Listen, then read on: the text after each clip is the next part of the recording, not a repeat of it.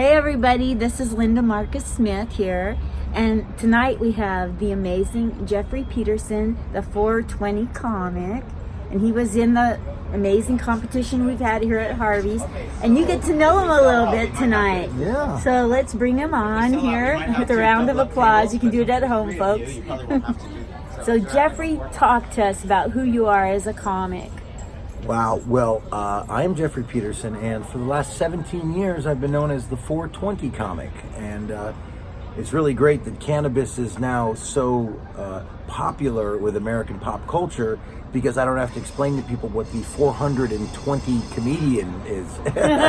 They didn't know for years. It's a little bit ahead of my time. But yeah, I started out in Los Angeles, and at the advice of George Lopez, the great comedian, he suggested I become a pot comic, and I really took him up on that advice. And since I started in 2003, I've worked with my heroes, my idols, Cheech and Chong and Willie Nelson and Ziggy Marley, Roseanne, Kevin Hart. I was following Wayne Newton in Las Vegas. I've worked with Louis Anderson. I've worked with just amazing people, and Super. yeah. So I really enjoy being a comedian, and it's fun to be here at the Portland Comedy Festival with so many other great comics. Awesome. So, what do you have planned coming up, or what's your next goal within comedy? Well, I have some things planned coming up. I'm one of the headliners for a cannabis event in California called Kushstock. This is the fourth time I've been a headliner, and it's very exciting. Wow. I'll be there on the main stage with E40 and Don Carlos. I also will be headlining the Grand Casino in Las Vegas, downtown Vegas. At the Grand Casino in the room Delirious, the comedy club. I'll be there the 14th through the 17th of November. And at the end of this month, I'm doing my first show ever in Virginia. I'll be at Newport News, Virginia, the oldest comedy club in Virginia, Kazi's Comedy Club. It's a military town, too. Yeah, that's going to be on October 25th. So, never been to Virginia. Very excited about it, and yeah, I've had a tremendous year. I just went to New York City and did some comedy there. I've never done that. Wow. And I'm getting around this year a little bit more. So awesome. It's delightful to come back to Portland, because I was here 12 years ago. We put on some really big shows. I headlined the Baghdad Theater with my troupe, The Dope Show. Yes. We were out of Los Angeles, and we had a very popular cannabis-themed comedy show, and we were asked by Portland to bring it up here. They were like, please, we would love that up here. So we took the long journey, came up here, got some great Portland local comics. Augie Smith was one of our headliners. We had Don Frost, Ricky Stratton. Richie. Yeah, we had some great people involved. Richie was a big part of the show back then. And me and my comedy partner, Terry Joyce from Last Comic Standing, we brought it up here. And the Baghdad Theater was very open to us having a show. It was for Oregon Normal, but it was still very controversial in 2007. We were supposed to be on morning radio. Yes. They canceled that about an hour before the radio interview. They said it was too controversial. Mm-hmm. We were featured in the Willamette Weekly. They said pot comics invade Portland. Wow. So things have changed a great deal in 12 years. Absolutely. And I honestly feel that I am a catalyst, and I'm one of the people that helped push this forward. That's amazing. So yeah, it's a real important thing to me. I'm a nearly 30-year cannabis activist. And my comedy is a form of activism. It is. Yeah, when I'm telling jokes about cannabis in our pop culture and how it's affected us over the years, and the big changes in the world with it, it's really a form of activism. And I'm slipping real information in between jokes, and in a funny, in a funny hysterical way. Yeah, and I sincerely mean it, and it's something I take that part seriously, and I'm in a very envious position right now because Las Vegas is on the forefront of the cannabis world. No offense, Portland, because you guys started the ball rolling, but Las Vegas is really finishing the job. Today, a historic event happened today in Las Vegas, October 5th, 2019. The first cannabis lounge opened up in Las Vegas today. Holy crap! Which is outstanding news for me because not only as an activist, but as an entertainer in the cannabis world, there's going to be a lot more opportunities for me and my brethren in that respect. Yes, that's wonderful. So, where in Vegas can they find this lounge? That's going to be at the New Whoo Lounge. Where's that? The New Whoo Cannabis Club on Main Street in North Vegas. Okay. But I suspect now that the cat is out of the bag, you're going to see dozens and dozens of cannabis clubs in Vegas. Nobody can really beat what Vegas has going for it because we're the destination for fun and frivolity.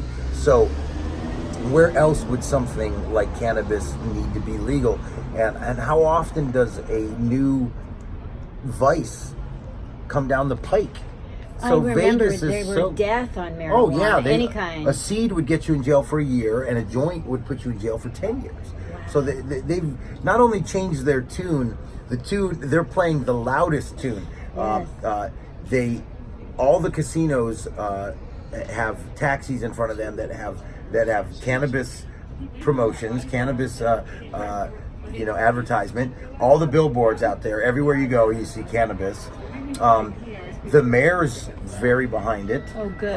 And also, not to mention that, everywhere you go, as far as tourism, there used to be T-shirts that say "Welcome to Vegas" or "What happens in Vegas stays here." Now there's Vegas with a big pot leaf. Wow, that's so crazy. And what's happening, like you've seen here in Portland and other states that allow cannabis to be legal, crime doesn't go up. Not at all. Roads and schools get fixed. Yep. People are happier. In less pain. They're in less pain, and they're buying distressed businesses that are just eyesores. Really? There's businesses that a struggling restaurant now becomes a dispensary that does very well. Wow. So it's great for the economy, and not to mention the fact, think how many people it puts to work every day. So it's really good for everyone concerned, and this is what I do. I bring cannabis themed comedy to tourists in Las Vegas, and the beauty is they're from everywhere else. Yes. So at any given time, I'm performing to people from all over the world. Isn't that so fun? Yeah, and then they love that. take back their memory of me, and they go, "Oh, there was this guy in Vegas. He said these things. He did these impressions."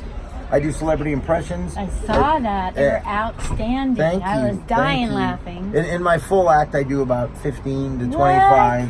What? Yeah, I do a lot of that. Oh my gosh. And I'm setting myself up. Really, my goal, as you asked, is to have my own residency in Las Vegas. Okay. And be kind of the new Rich Little.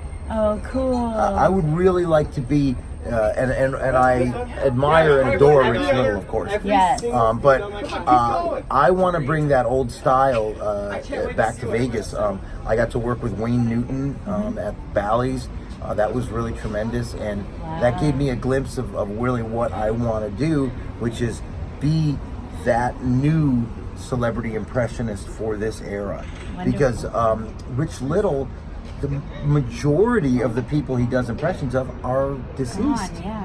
So it's a really kind of bizarre experience because you're trying to remember people who are gone and no longer. Yeah. So I try to do contemporary people that you can go, oh God, I love that person, and so yeah, that's where I'm at. I'm really excited that I came here, and I thank Dante and Rebecca for having me involved. Oh yeah, this has bin so great, getting to know them and stuff like that. And well, one of my intentions here is I believe I made a good connection with Jeff, the owner. Yes. And my comedy mentor, Vic Dunlop, Wow. Google him. He was on The Gong Show and Make Me Laugh and The Richard Pryor Show. Vic passed away in 2010, but Vic was one of the most beloved headliners at this club. His name is all over the walls here. People loved Vic Dunlop, and I still do. Is he from Portland, or he's just one of the original? He's from California, and he was from Los Angeles, and he just, this was his club. Of all, you know, you can't help where they love you the most, but this is where they loved Vic the most. And so to be performing on the main stage here, I was, feeling his presence, and especially last night in a full capacity crowd. That was a real surreal experience. And the competition aspect is not something I'm really familiar with, because I don't like to do comedy competition, but I couldn't resist performing with all these great people. As you know, that the competition. I'm getting close because I keep getting myself out of the competition for the competition for performing here is just fierce. It is. I mean, these comics are really good, so it does encourage you to bring your A game. And I've switched my sets a couple times. I've went okay, this is how it's going to be. All right, I'm going to have to just only bring the A stuff. You know? I wanted to try some stuff out, or I wanted to experiment with some stuff, but no, you can't let one joke go by that's not going to be your best. And so I feel like I've made a great impression here on some of the people and other comics, and a lot of the comics, including yourself, have made a great impression on me. And you've made a great impression on me from the beginning. Oh. So I love anybody that's in the moment and is real, and you're both, and hysterical. Oh, and thank you. You also have the ability to help teach and bring other people along.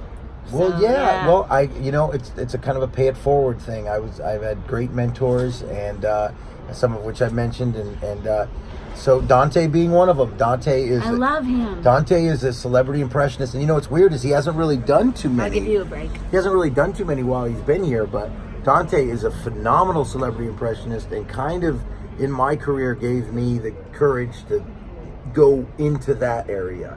And it's a kind of a secret weapon. If you're able to do celebrity impressions well, you have something that other comics don't have. It's so true. And even Mike Eaton, one of the hosts, he was on stage the other night, and he was trying to articulate something, and he was doing an impression, and he goes, I wish I was Jeffrey Petersen, because then I could do this impression right. And that's so flattering. Yes. So I really want to be a new generational celebrity impressionist. And there's so great. There's some other great guys out there that do it. Jeff Richards and some other guys. He came here and did impressions. Yeah, Jeff's one of my favorites, and a close friend, and he and I both do Gary Busey. And sometimes we'll have dueling Gary Buseys. But I can say this, I'm very fortunate to know that Gary Busey told my buddy Fraser Smith on his radio show in LA, KLOS Radio, he said, of all the people that do Gary Busey, Jeffrey Petersen is the premier Gary Busey impressionist. There's nothing more exciting than doing a celebrity impression for that person. Exactly. I've never got to do that for Gary Busey, but apparently he's heard me on the radio many, many times, because for years I was Gary Busey on the radio, and people didn't know it. And I was Ozzy Osbourne, and people didn't know it. That Ozzy one is so spot on. I would do James Gandolfini. I would do Matthew McConaughey, and Ice-T is someone I've known since 1991. What? So when I did Ice-T in front of Ice-T, that's dangerous, because you could get hurt. You know what I mean? He's a real guy. And, did his wife fall for it? Coco loved it, and Coco was like, "Oh my God, T, he sounds just like you." So I adore Ice-T and Coco. They're personal friends, and they're just wonderful people. But I've had a lot of people encourage me in comedy, and I see you doing that for other people. Yeah, and honestly, the toughest part about comedy, I'll add this to your interview, is getting noticed. Hold the phone for a second? Yeah, getting noticed. You know what I mean? Just the idea of Be good. You too. being seen. Thanks. Nice meeting you. Okay. Yeah. Bye. Love Just you. the idea Love meeting you. of being noticed, you know what I mean, and not, you know, lost in a shuffle, because there's so many talented people out there, Yeah. and you have to really struggle to be somebody that gets seen and remembered. And sometimes you're put in a position that everything was going great, and then something shifted, and now you're not, you know, in a position to be remembered. So it's really hard. And I guess That sums it up. yeah, really well. I guess the aspect of that I dislike is selling myself all the time. Yeah. It seems very narcissistic. And if I wasn't a comedian, I would never sell myself like that to people. I would Exactly. never put myself out like that. I would be much more reserved. So we're put in a kind of an awkward position. If you don't swim like a shark, you will definitely drown. Yes. So I wouldn't be out, you know, like promoting myself if it wasn't for something I'm passionate about. You well, I know, think like- it's great. And one thing that we can be very fortunate of too is I started comedy at 35. Mm-hmm. Comedy you can start at any age. You could be 12 or 120.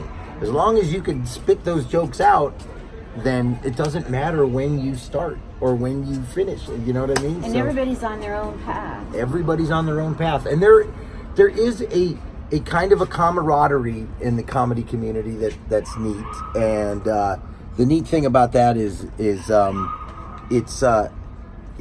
you don't realize it's there until you need it. Yeah. You know what I mean? You don't realize that all these comics are really on each other's side until it something comes up like that. So in the back of my mind, I always think that we're all in this together, and you know, we're all here to root for each other. So That's the way it should be. Yeah. Yeah. And that's the way it is. Yeah. And the people that aren't on board with that, eventually they will.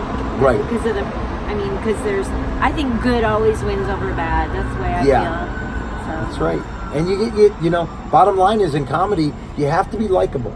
Yeah. You have to be likable. Nobody wants to can work get with somebody that's not, right? Take it from me, you can get away with a lot when you're likable. And you are that. So thank you so much for having us. Thank you. Hi.